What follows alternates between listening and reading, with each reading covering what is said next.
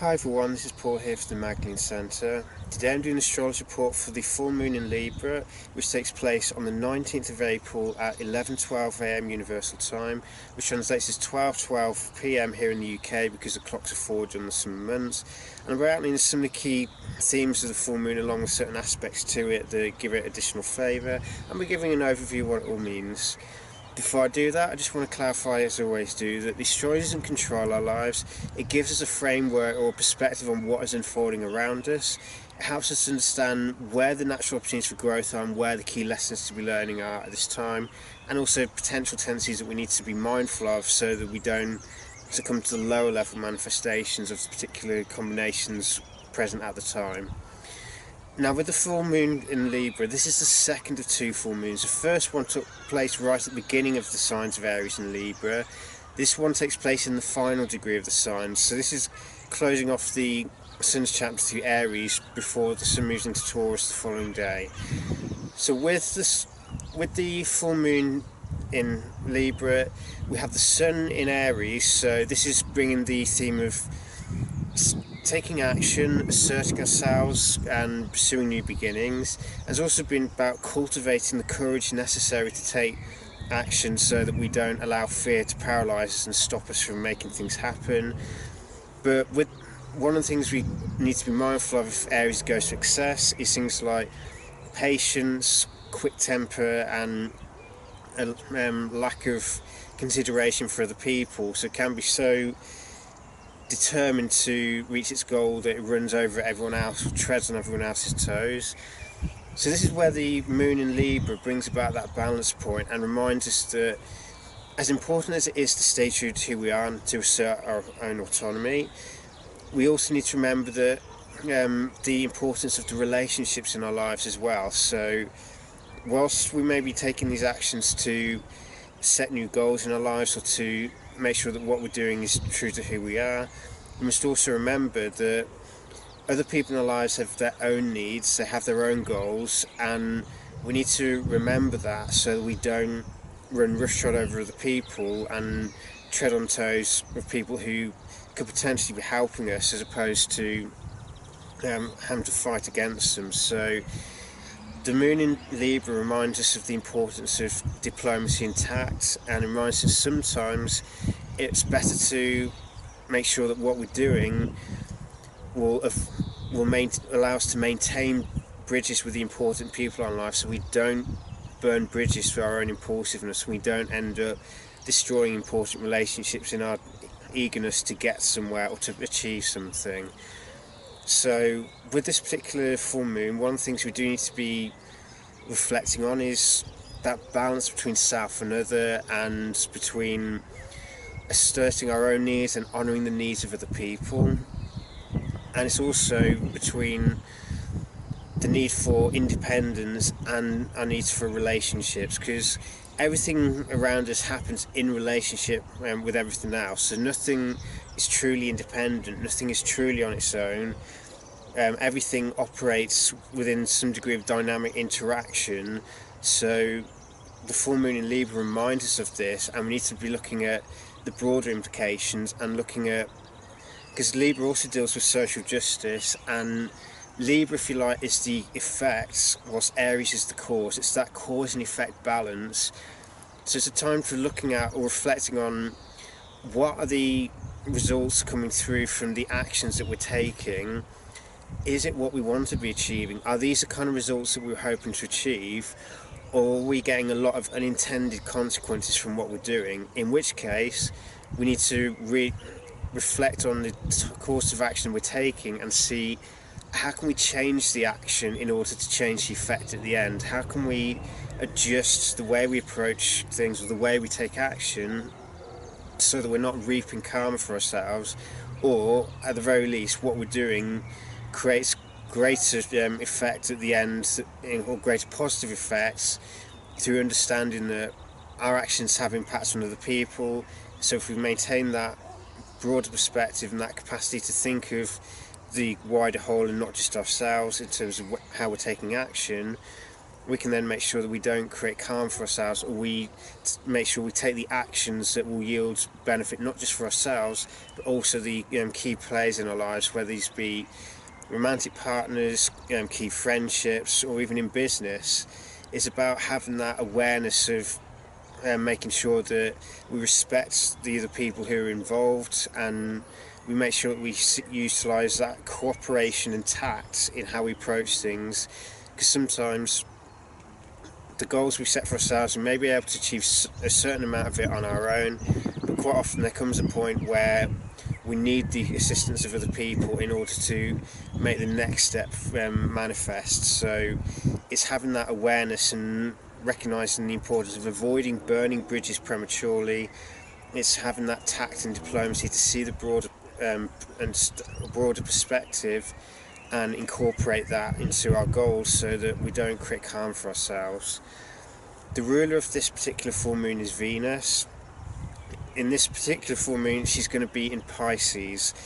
We'll be moving into Aries the following day, but with Venus in Pisces, she brings the element of spiritual love or unconditional love to the picture, and she brings the reminder that if we have that sense of oneness or that understanding of unity and seek to embody that unconditional love, we can radiate that kind of love into our relationships, but it requires that we do the work on ourselves first. So we learn to love ourselves unconditionally and recognise or accept where we have tendencies which are self-sabotaging through fear or conditioning or attachment, and it's learning to develop that unconditional love that's free of attachments, that allows us to love other people as they are rather than loving someone because we feel an attachment and a dependency on them. It's freeing ourselves of that kind of that attachment and be able to love someone unconditionally so that that person is given the full freedom to be who they are. And also it's important that we love ourselves enough to stay true to who we are in the process. So for any healthy relationship to manifest, both parties need to be given the freedom to be who they are and to be loved as they are, because it's through love that any shallow tendencies can be brought to the surface and healed. But it requires also setting boundaries, of course, so that we don't get used and abused or manipulated. In terms of aspects to this particular full moon, we have two others besides Venus being in conjunct to this moon and semi-sextile to the Sun. We have Lilith in Aquarius is sextile to the Sun, trine to the Moon, and Juno in Gemini is sextile to the Sun, trine to the Moon. So we have a kite formation here.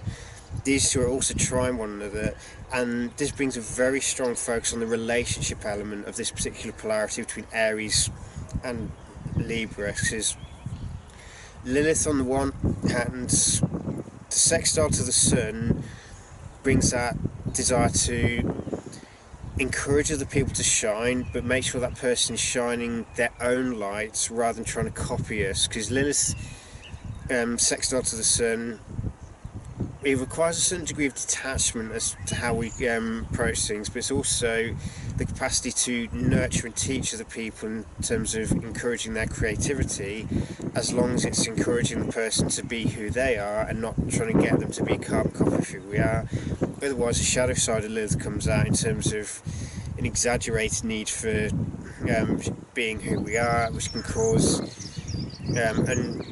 kind of unreasonable behaviour in relationships. And with Lilith being in Aquarius, there can be an exaggerated drive for independence. On the flip side, we have Juno over in Gemini.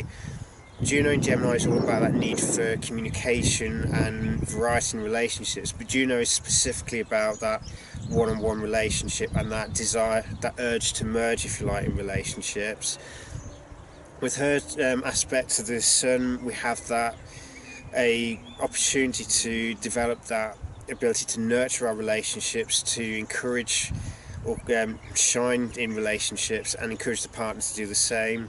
The trine to the Moon encourages the capacity to nurture one another, to provide that emotional warmth and nurturing in relationships, but obviously it requires us to take the opportunities presented. It's not going to just happen by magic. We have to be willing to utilise the energies present and utilise the kind of themes being highlighted in order to grow and transform relationship dynamics. So overall then, this particular full moon has a very strong emphasis on relationships and reflecting on the nature of them. Do the relationships allow both parties to be true to who they are? And also, with both Lilith and Juno, there's potentially that tugging, or that internal push and pull going on between desire for independence and to shine their own right versus a desire for that merging in relationships, that desire for relationship and commitment in relationships. So the overall theme for this particular full moon is very much about the balancing that need for personal autonomy and independence versus the need for connection and sense of community and ability to love one another and to achieve a mutual love, and that kind of social ease in relationships where we stay true to who we are, but we also honour who the other person is. So we don't try to manipulate the other person or make them be another version of ourselves, because that's what the ego often seeks to do. Instead, it's moving beyond ego and being able to embrace the other person in who they are, and to also encourage that person to shine their own light and be the best versions of themselves without trying to push them in any different direction that goes against who they are. So it's the whole balance of honour oneself and honour one another. To thine own self be true, but honour everyone, honour the uniqueness of the people in our lives, and make sure that person feels able to be true to who they are, to express themselves without them being judged, as it were.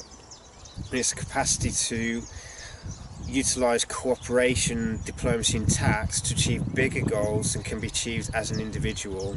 So it's recognising that no man is an island, we are actually interdependent, so we want to avoid independence, which is the shadow of a too strong emphasis on Aries, dependence, which is or codependency, which can be a shadow end of Libra, and instead have that interdependence where we recognise that we're all interconnected, we all to some degree have a reliance on other people for certain things in our lives, but also understand that we have the capacity to help other people in the process, and if we help one another and we stay true and we help ourselves as well, so help ourselves and help one another, everyone benefits, because individuals become stronger through helping themselves and becoming stronger, more open in relationships, and the collective benefits because as each person gets stronger, the weakest links get stronger in communities, and people are better able to work with one another to achieve greater goals and achieve a greater degree of mutual love and mutual empowerment in relationships. So may the full moon in Libra bring you many new insights and much growth and transformation. Take care, be blessed.